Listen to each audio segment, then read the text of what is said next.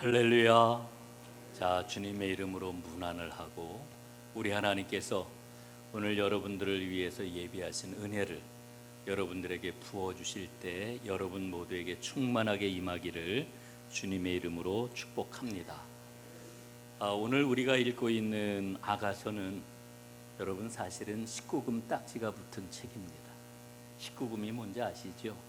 사실 19금이 뭡니까? 30금입니다. 여러분, 유대교 랍비들은 이 아가서를 옛날에 어떤 그런 조치를 취했냐면 이 책은 성인들만 읽는 책이다 이렇게 규정을 했습니다. 그것도 30살이 되기 이전에는 이 책을 읽지 말아라 이렇게 경고를 했던 겁니다.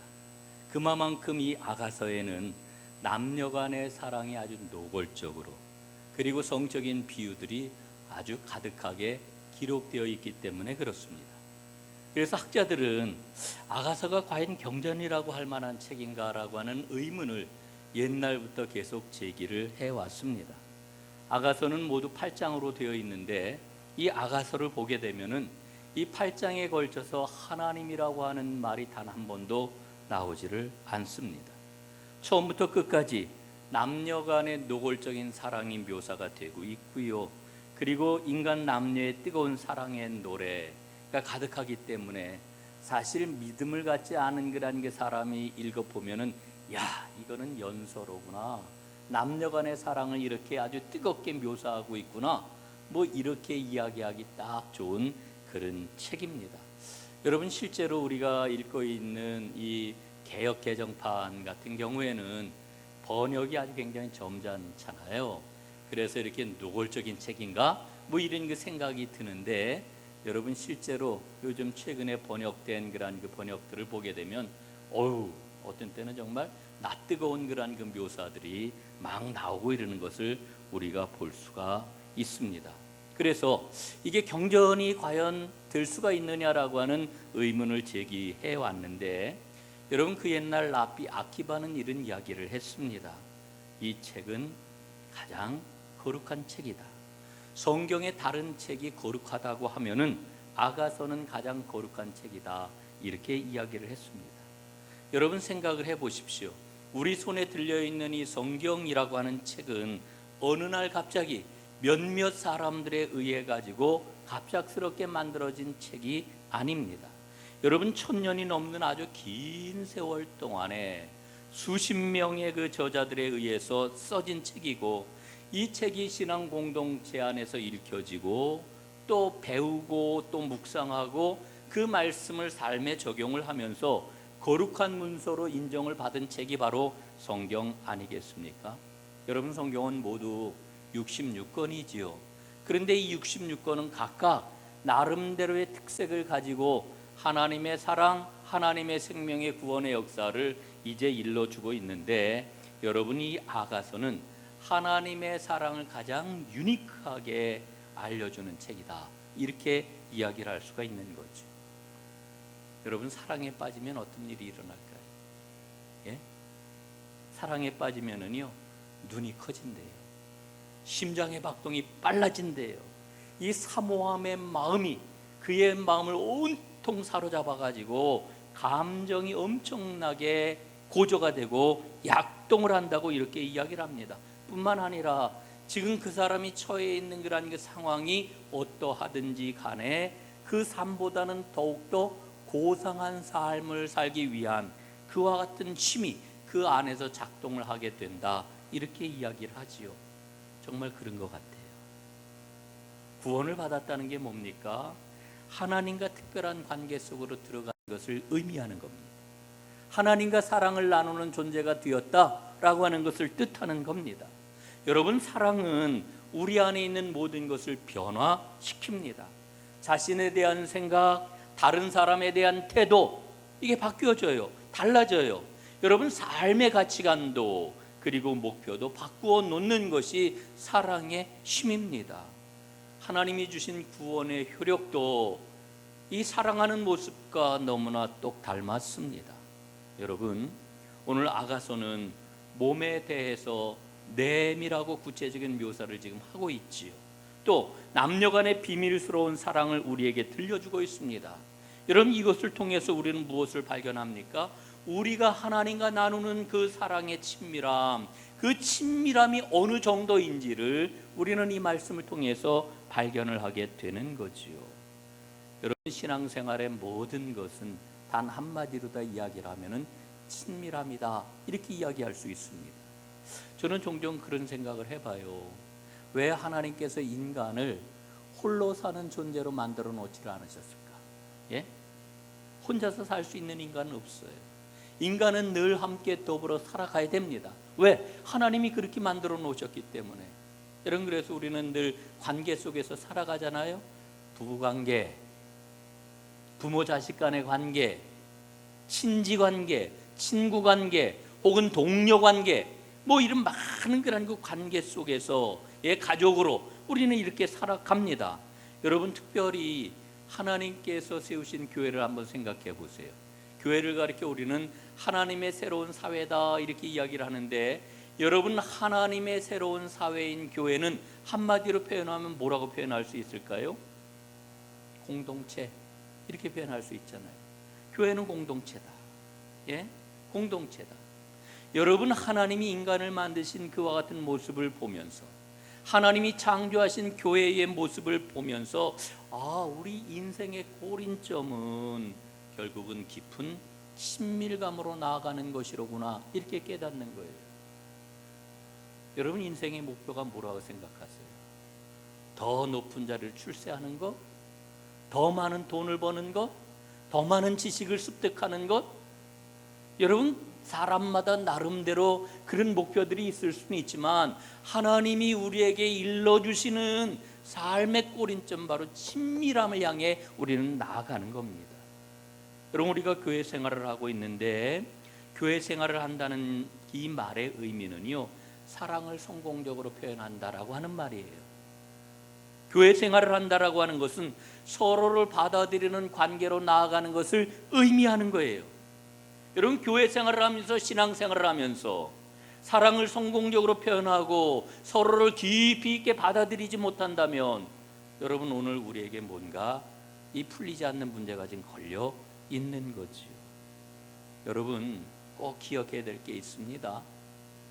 하나님과 깊은 관계, 친밀감을 갖기 위해서 우리에게 꼭 필요한 것이 있는데, 그게 뭐냐면 기도예요. 기도는 하나님과의 친밀감, 그 세계를 향해서 나아가는 거예요. 여러분, 믿음의 그러한 그 본질은 친밀감이라고 이렇게 이야기를 했는데, 그래서 우리는 기도에 힘써야 되는 거지요. 여러분, 교회 생활의 핵심은 친밀함이 깊어지는 겁니다. 그게 바로 관계의 풍성함이고, 하나님은 우리에게 이 관계가 깊어지는 복을 공동체에서 누리도록 우리에게 은혜를 허락해 주셨어요. 여러분, 그런 의미에서 아가서는 신앙생활의 가장 깊은 차원을 다루고 있는 책이다, 이렇게 이야기를 할 수가 있는 거죠.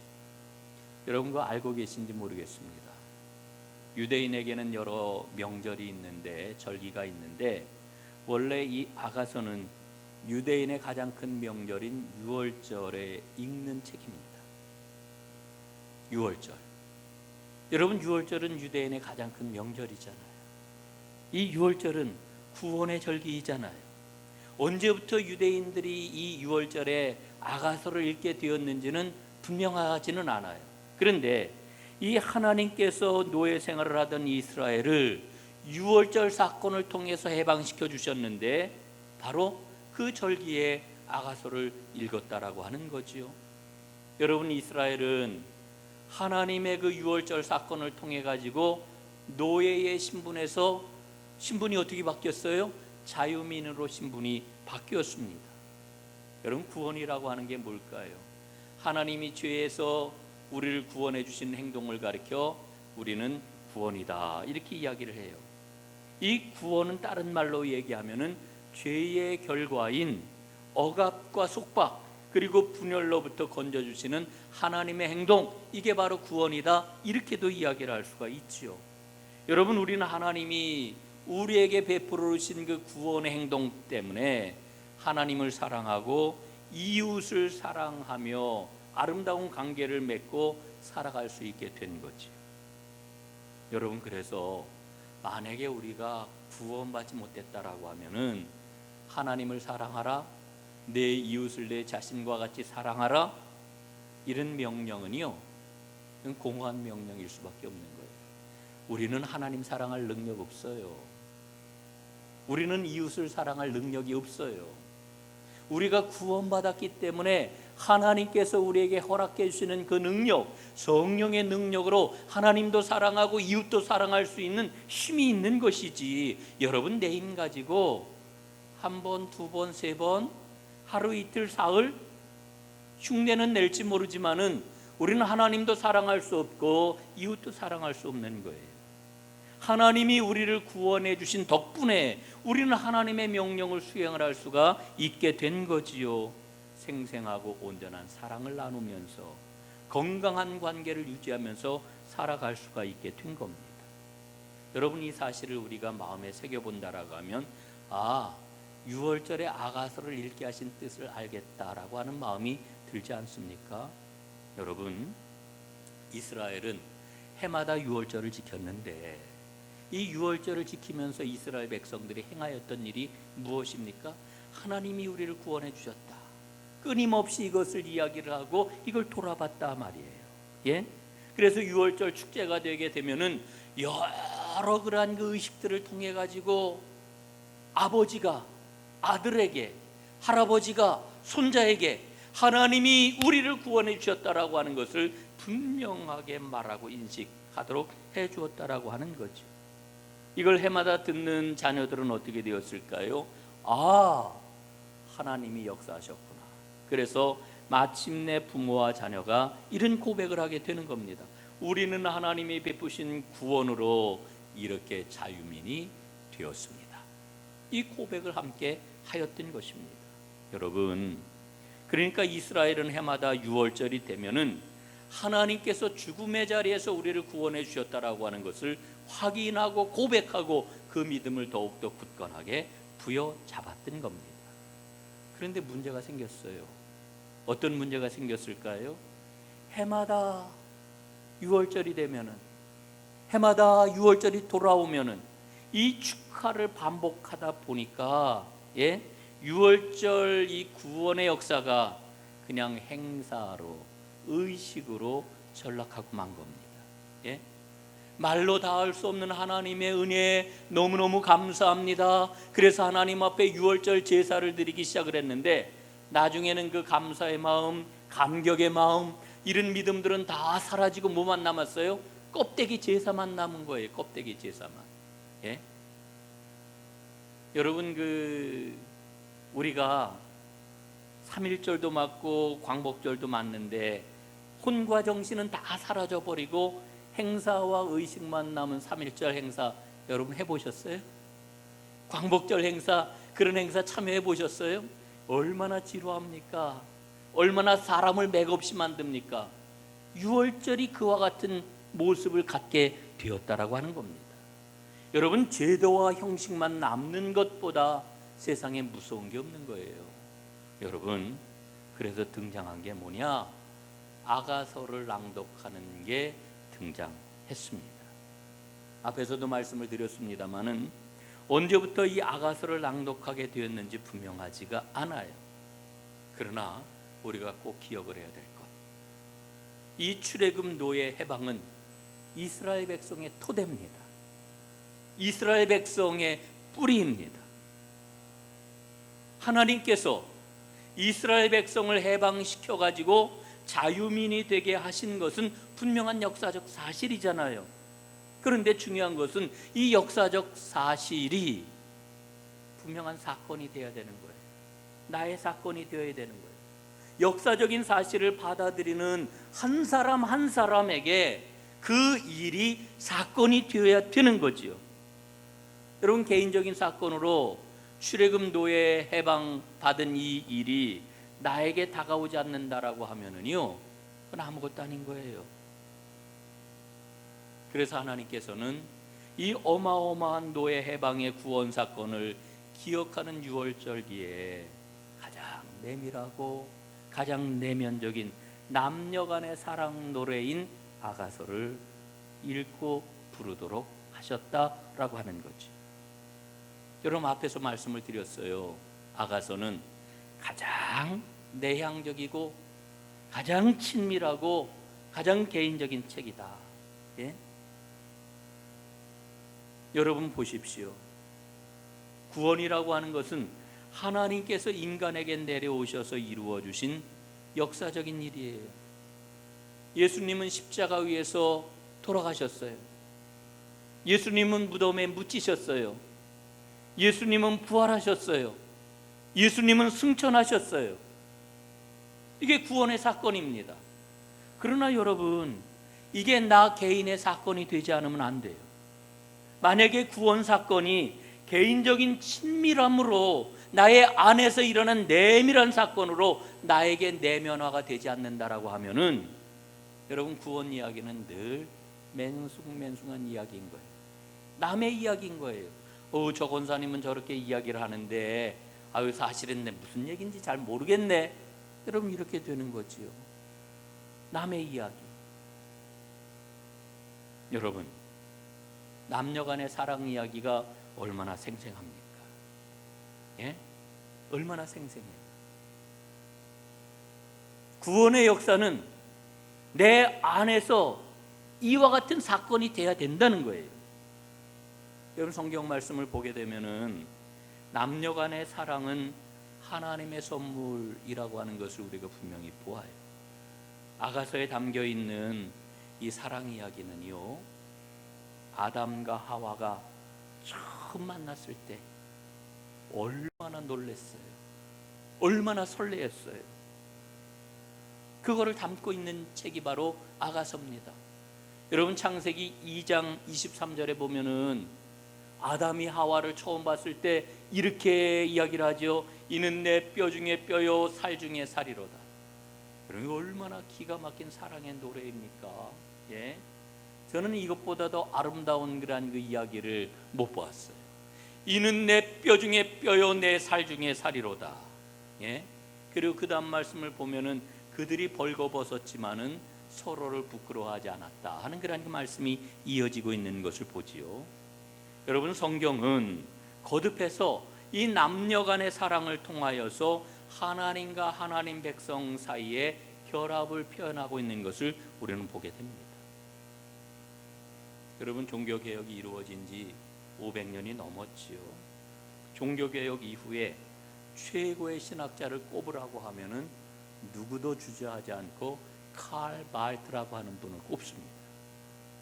이 칼 발트가 창세기 2장을 주석을 하는데 거기에 보면 이렇게 이야기를 해요. 남자와 여자로 창조된 인간의 성적 본성은 하나님이 인간에게 주신 선물이다. 그러면서 그 하나님이 인간에게 주신 이 성적 본성에 대해서 얼마나 세밀하게, 얼마나 자세하게 고찰을 하는지 몰라요. 그리고 또 한 가지 칼발트가 이야기하고 있는 게 있는데, 하나님께서는 인간을 언약의 관계 안에서 일하는 존재로 만드셨다, 이렇게 이야기를 해요.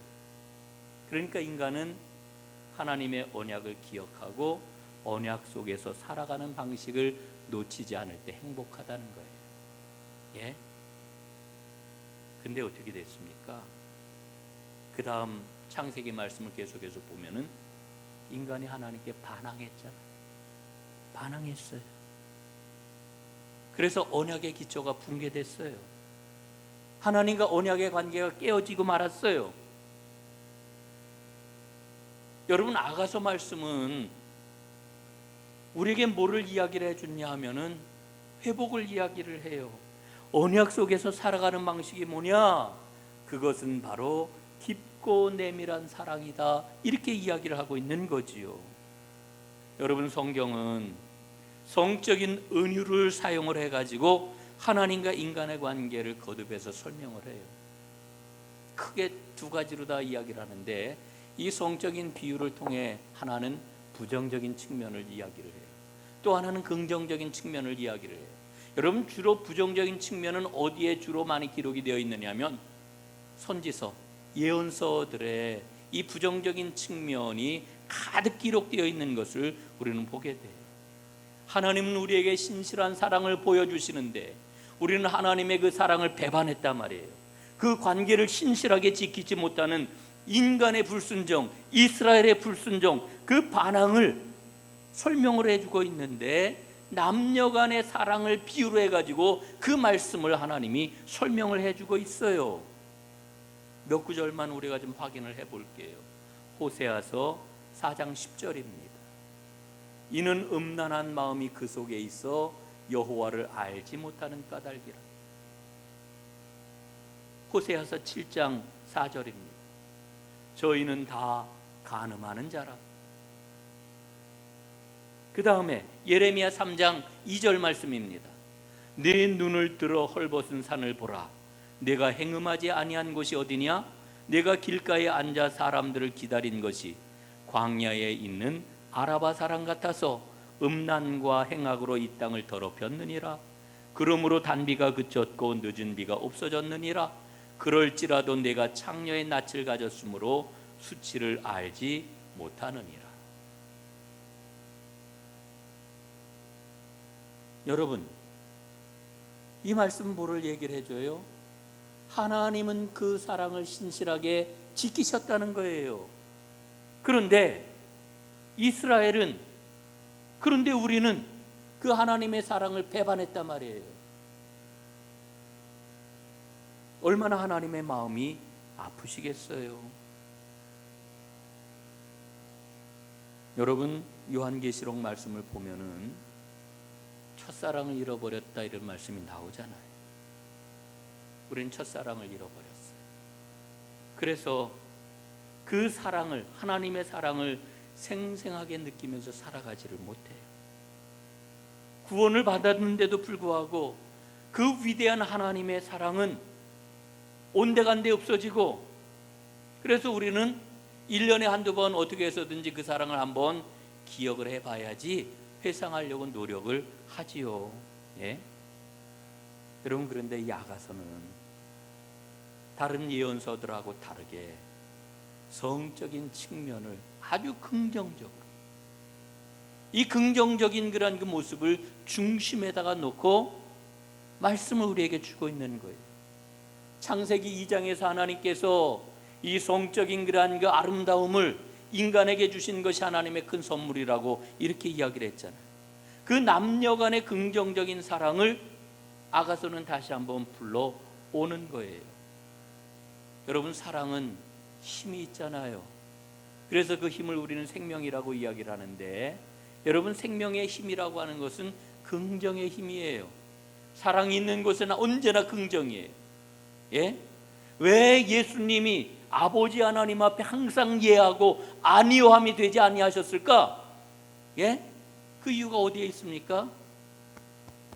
주님에게는 온통 사랑으로 가득했었기 때문이에요. 주님은.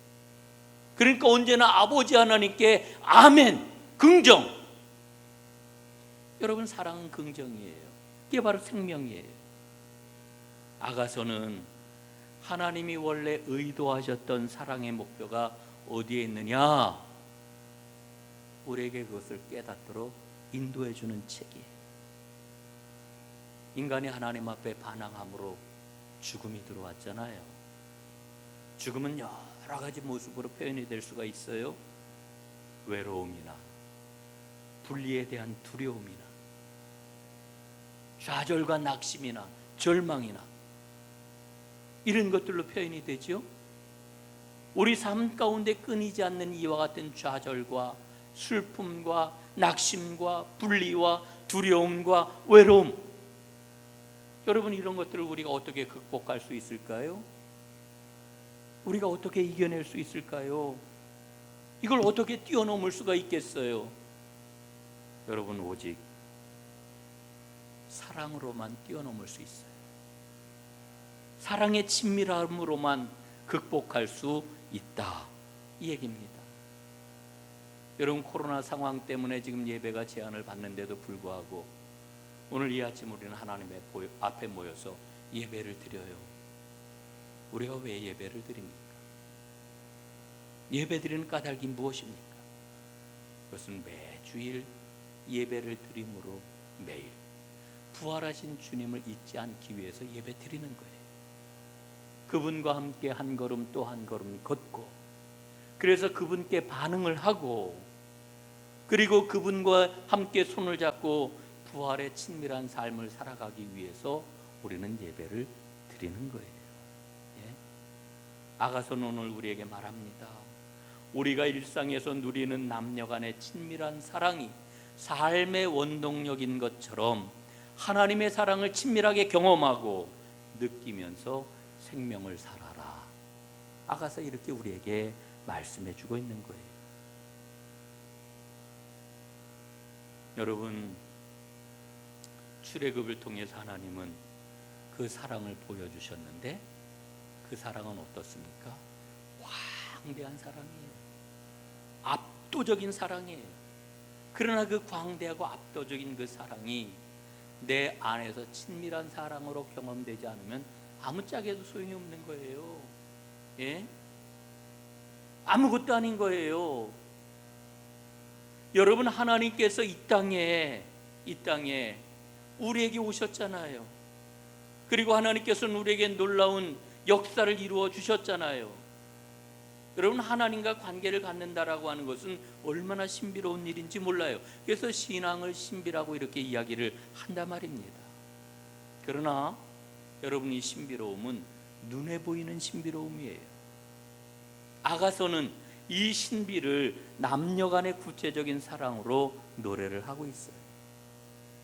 오늘 이제 말씀을 마무리하려고 하는데요, 오늘 저는 이 아가서의 눈에 보이는 신비, 이 이야기를 바울의 말을 빌려가지고 다시 한번 설명을 하고 오늘 말씀을 마무리하려고 그래요.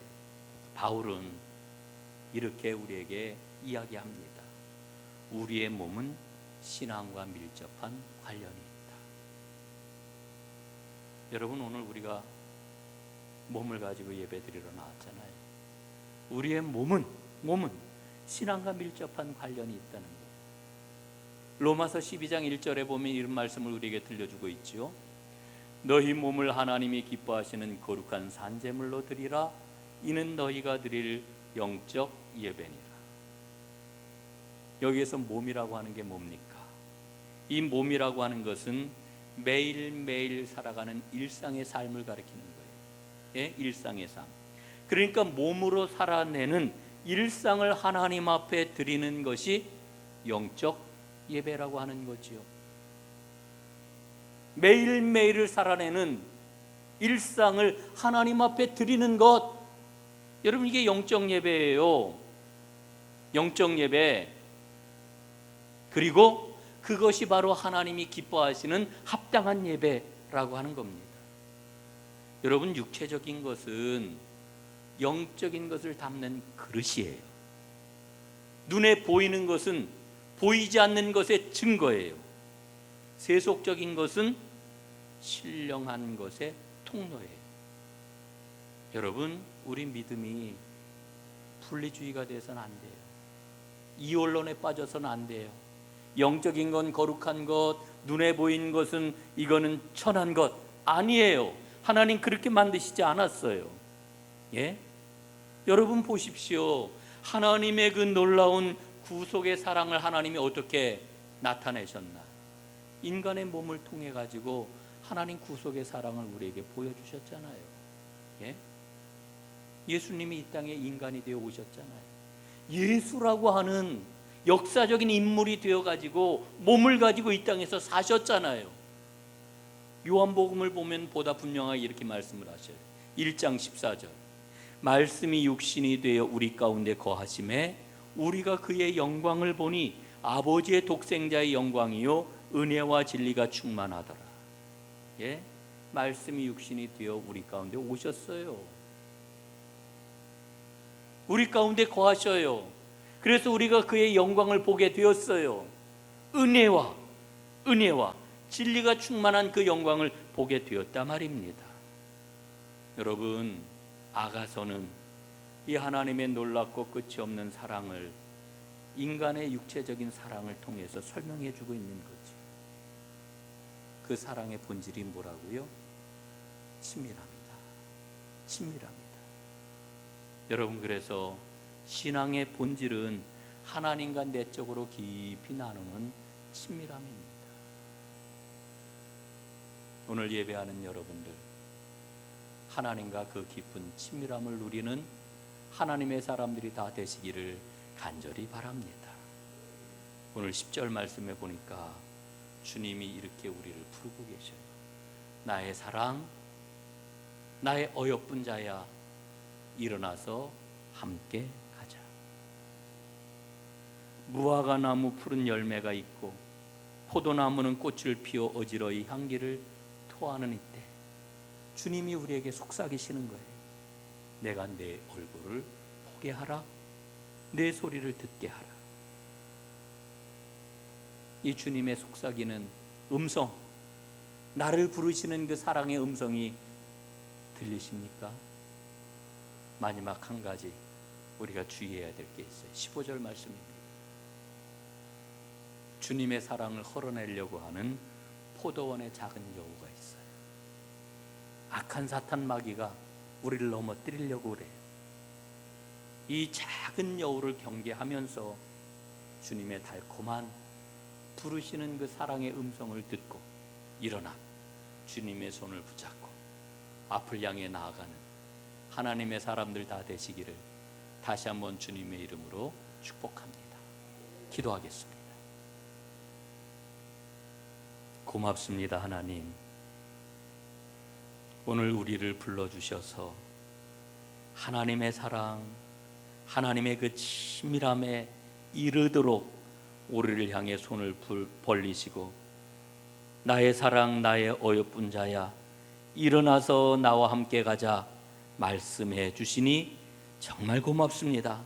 이제 주님의 그 음성을 듣고 흘려보내지 않고 이제 일어서서 주님의 손을 붙잡고 앞을 향해 나아가겠습니다.